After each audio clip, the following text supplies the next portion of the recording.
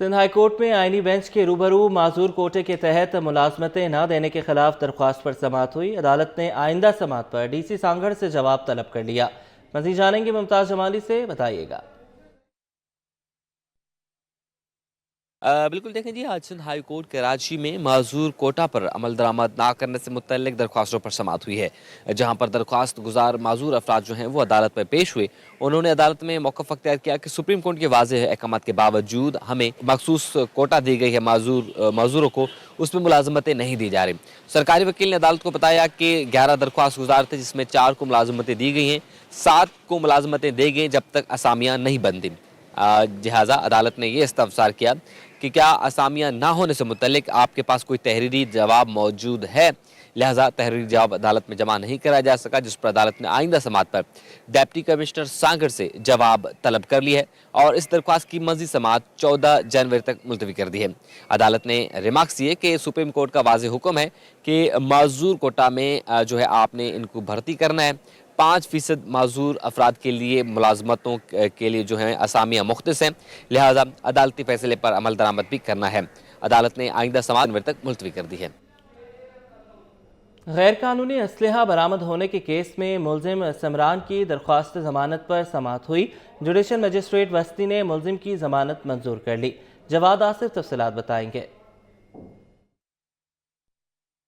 जी बिल्कुल, देखें, गैर कानूनी असलहा बरामद होने का मुकदमा है जिसकी समाअत जुडिशल मजिस्ट्रेट वस्ती की अदालत में हुई है, जहां पर मुलजिम जो समरान है उसकी दरख्वास्त ज़मानत पर समाअत हुई है। वकील सफ़ाई और सरकारी वकील की जानिब से जो है वो दलाइल दिए गए। वकील सफ़ाई ने कहा कि उसके जो मौक्किल है समरान, उस पर बेबुनियाद जो है वो इल्ज़ाम लगाया गया है, लिहाजा उसे जो है वो फिलफौर जो है वो ज़मानत दी जाए।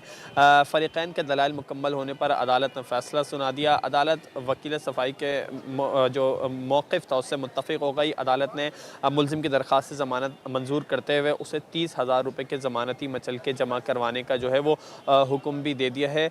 मुलजिम जो है इस वक्त जो है वो अदालती रिमांड पर जेल में भी था। अदालत ने कहा कि अगर वो किसी और मुकदमे में नामज़द नहीं तो उसे फ़ौरी रिहा किया जाए। अब मुलजिम के खिलाफ जो है वो थाना न्यू कराची में मुकदमा दर्ज है। मुकदमे में सिंध आर्म्स एक्ट की दफ़ात जो है वो शामिल की गई थी और उसी के तहत इसे गिरफ्तार गया था। जी। पाकिस्तान स्टॉक मार्केट में कारोबार का मस्बत रुझान। 100 इंडेक्स में 879 पॉइंट्स का इजाफा हो गया। 100 इंडेक्स 1,17,000 की सतह अबूर कर गया। इंडेक्स 1,17,039 की सतह पर ट्रेड कर रहा है। वसीम इफ्तिखार वहीं मौजूद हैं, उनसे बात करेंगे। वसीम, अपडेट कीजिएगा। आज बिल्कुल कारोबारी हफ्ते का दूसरा रोज़ है और हम देख रहे हैं कि स्टॉक मार्केट में मिला जुला रुझान देखने में आ रहा है। स्टॉक मार्केट में आज जब कारोबार का आगाज़ हुआ तो इब्तिदा में हमने देखा कि सेलिंग देखी गई ऑयल एंड गैस सेक्टर में शेयर्स में और उसके साथ साथ स्टील सेक्टर में। इसके बाद मार्केट में काफ़ी दबाव आया और 1300 पॉइंट्स की कमी देखने में आई, जिसके बाद जो गुज़श्ता रोज़ हमने देखा था कि 100 इंडेक्स 1,16,000 की सतह पर था, वो 1,14,000 की सतह पर आज ट्रेड होता हुआ दिखाया दिया। लेकिन इसके साथ साथ हमने एक नया रिकॉर्ड भी देखा कि आज मार्केट जो है वो 1,17,000 की सतह जो है वो 100 इंडेक्स जो है वो अबूर कर गई। इस वक्त मेरे साथ मौजूद जिब्रान सरफराज जो कि ट्रेडर हैं, इनसे जानते हैं। जिब्रान, क्या कहेंगे, आज स्टॉक मार्केट में मिला जुला जो रुझान देखने में आए, हमने नेगेटिव भी देखा और मैक्सिमम 1,17,000 की सतह भी अबूर कर गया, क्या वजूहत बनी? देखिए, सबसे पहले तो मॉनेटरी पॉलिसी का एक अहम दिन था जिसमें हम एक्सपेक्ट कर रहे थे कि 2% से ज़ायद की जो है वो कमी एक्सपेक्ट कर रहे थे, लेकिन फिर भी एक अच्छा फैसला किया हुकूमत ने। 2% की कमी की गई। अगर ये 2% से ज़्यादा इजाफा मतलब ज़्यादा कमी होती तो फिर मार्केट जो है वो नए लेवल ही बनाती, लेकिन बहरहाल मार्केट फिर भी अच्छी है। आज आपने देखा ऑल टाइम हाई जो इंडेक्स है 1,17,000 को टच किया और आने वाले दिनों में मज़ीद जैसे ही सेटल होती है तो फिर आप तेज़ी के नए लेवल भी देखेंगे। दूसरे हम मरहले में यानी कि सेकंड हाफ में क्या देख रहे हैं, मार्केट इसी तरीके से पॉजिटिव रहेगी या मुस्बत जो रुझान है मिला जुला रुझान वो सूरत बरकरार रहेगी?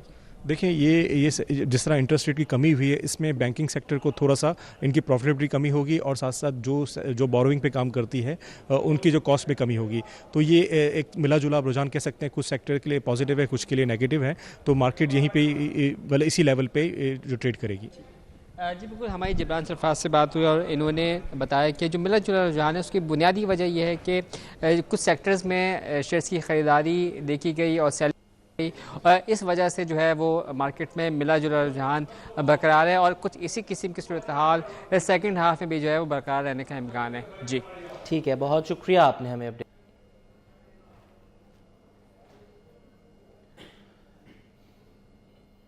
बरामद कुनिंदगान ने शरह सूद में कमी के बाद बिजली भी सस्ती करने का मुतालबा कर दिया। एक्सपोर्टर अफीफ सिद्दीकी कहते हैं कि हुकूमत ने 5 IPPs के साथ मुआहदे ख़त्म कर दिए। मजीद 6 IPPs के साथ मुआहदे जल्द ख़त्म होने जा रहे हैं। अब तक इसका फ़ायदा आवाम और इंडस्ट्री को मुंतकिल नहीं हुआ। बात करेंगे अशरफ खान से, अपडेट कीजिएगा इस पर। जी देखा जाए, एक्सपोर्टर्स कह रहे हैं कि पैदावारी लागत कम करें, पैदावारी लागत कम करने के लिए बिजली की कीमत कम करना होगी और यहाँ वादे मुसलसल किए जा रहे हैं, लेकिन अब तक बिजली की कीमत में कमी नहीं हो रही है। यहाँ पे जो एक्सपोर्टर अफीफ सिद्दीकी हमारे साथ मौजूद हैं, जानते हैं क्या देख रहे हैं। बिजली की कीमत के कई वायदे हुए हैं, अभी तक पूरे नहीं हुए। जी बिल्कुल, देखें IPPs पे बड़ी दिनों से बातें हमारी चल रही हैं। 4-5 IPPs का उन्होंने मुआहदा कैंसिल भी कर दिया है, 6 का अभी पाइपलाइन के अंदर है, तो हमें उम्मीद है कि वो भी इंशाल्लाह पॉजिटिवली वहाँ पे इम्पैक्ट करेगा। लेकिन ये मुआहदे ख़त्म होने के बावजूद अभी तक बिजली की प्राइस नीचे नहीं आ रही।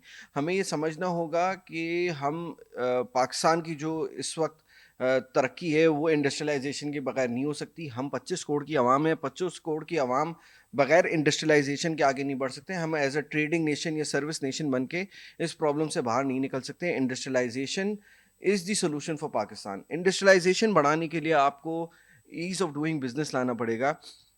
इंडीड हमारा इंटरेस्ट रेट काफ़ी नीचे आ रहा है, पिछले 1 साल में सिग्निफिकेंटली डिक्रीज़ हुआ है, लेकिन अभी भी as compare to different countries in the world हमारा इंटरेस्ट रेट अभी भी बहुत ज़्यादा है, जो सपोर्ट नहीं करता किसी भी तरीके से बिज़नेस को ग्रो करने में। तो इंटरेस्ट रेट को और नीचे आना चाहिए। इंटरेस्ट रेट के साथ साथ हमें फोकस करना चाहिए कि यूटिलिटी की प्राइसेस को हम नीचे लाएं।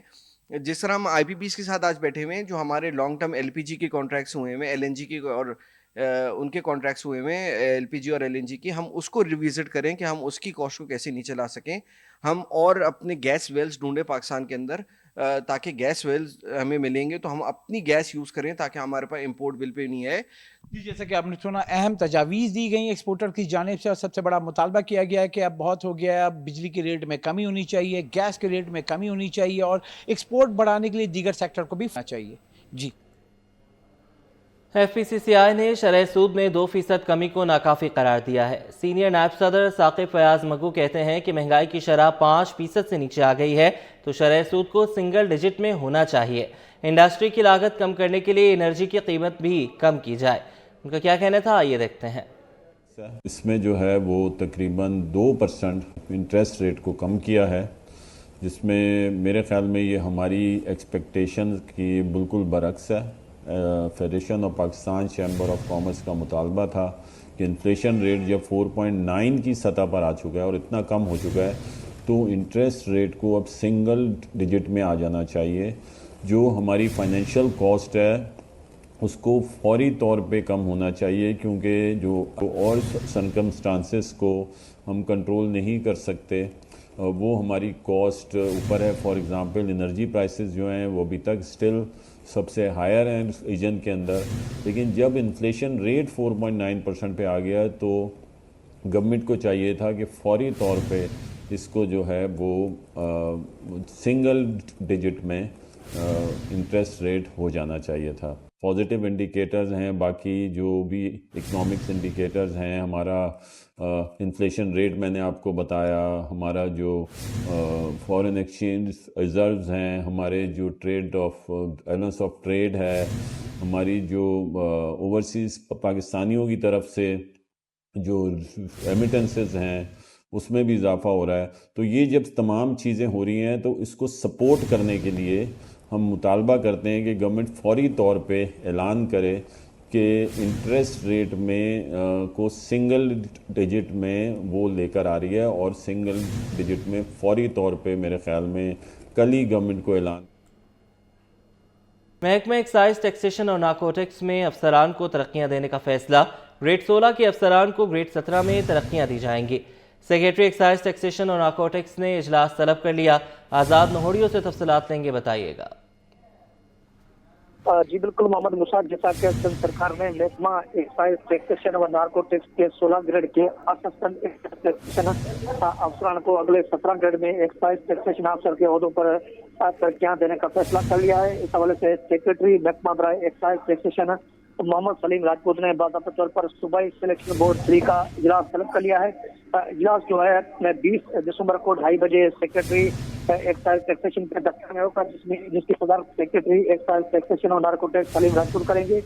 इजलास में एडिशनल जो director general excise taxation, Sanjay additional secretary services 1, additional secretary admin excise taxation शिरकत करेंगे। इनके अलावा deputy secretary excise taxation section of admin excise taxation शिरकत करेंगे। इजलास में 16 ग्रेड के जो है एक्साइज टैक्सेशन को अगले 17 ग्रेड में एक्साइज टैक्सेशन अफसरान के अहदों पर प्रक्रिया देने पर गौर किया जाएगा। और इजलास में गौर के बाद सेनाटी पर पूरे उतरने वाले जो है असिस्टेंट एक्साइज टैक्सेशन अफसरान को अगले 17 ग्रेड पर प्रक्रिया देने की मंजूरी दे दी जाएगी। जी ठीक है, बहुत शुक्रिया, आपने हमें अपडेट किया।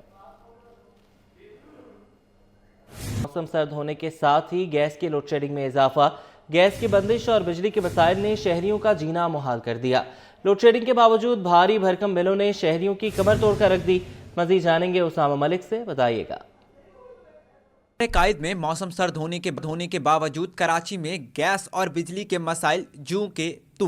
शहरी आज भी लकड़ियों पर खाना पकाने पर मजबूर हैं। औरंगी, बल्दिया, महमूदाबाद, लांडी, कोरंगी, शाह फैसल और दीगर इलाकों में बिजली और गैस के मसाइल बरकरार हैं। शहरी कहते हैं कि गैस की अचानक बंदिश और प्रेशर में कमी से जहनी अजियत होती है। ऊपर से रही सही कसर बिजली की बंदिश पूरी कर देती है। तो हमारे घर सुबह में आती है 8 बजे, लेकिन अभी वो भी नहीं आ रही। जो हम बगैर नाश्ते के काम पे आ रहे हैं, जिसकी वजह से नाश्ता भी हमारे को लेना पड़ता है। दोपहर में जाओ तब गैस नहीं आती, शाम में जाओ तब गैस नहीं आती। अगर गैस आती भी है तो वो नाम की आती है, और वो भी ज़्यादा से ज़्यादा 10 से 15 मिनट के लिए आती है, उसके बाद वो भी बंद हो जाती है। सुबह सुबह जो है हमारे घरों में गैस नहीं होती है, बच्चों को स्कूल जाना होता है, किसी को कंपनी जाना होता है, बहुत परेशानी है। यहाँ से आके फिलिंग करवाते हैं, फिर घर में जाके नाश्ता बनाते हैं। यहाँ तक कि पानी भी हमारे अब कराची शहर में नहीं है। शहर में बिजली बंदिश का दौरान यहाँ 8 से 10 घंटों तक जा पहुँचा, जबकि 8.5 घंटों से जायद गैस गायब रहने लगी। तर्जुमान के इलेक्ट्रिक का दावा है कि शहर के 70% इलाकों में बिजली की फरहामी बिला तात्तुल जारी है। जिन इलाकों में लोड शेडिंग है वहाँ बिजली चोरी और बिल क्लियर नहीं है। कैमरामैन मोहम्मद अली के हमरा उसामा मलिक, 21।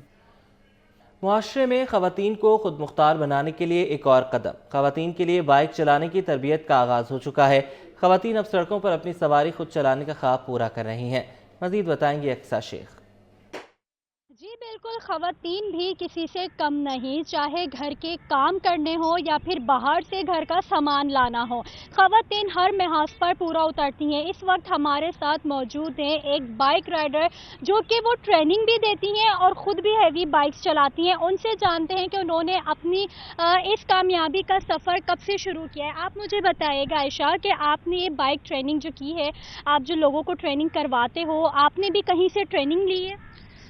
जी बिल्कुल, मैंने भी ट्रेनिंग ली थी, और ऑफिशियल ट्रेनिंग मैंने जो इस चीज़ की ली थी वो मैंने ली थी ट्रैफिक ट्रेनिंग सेंटर से, जो कि इसके जो असूल होते हैं, ठीक है, उन असूलों को देखते हुए मुझे इसकी असूल नहीं पता था। मुझे ये नहीं पता था कि सेफ्टी किट कितनी ज़रूरी है, हेलमेट कितना ज़रूरी है।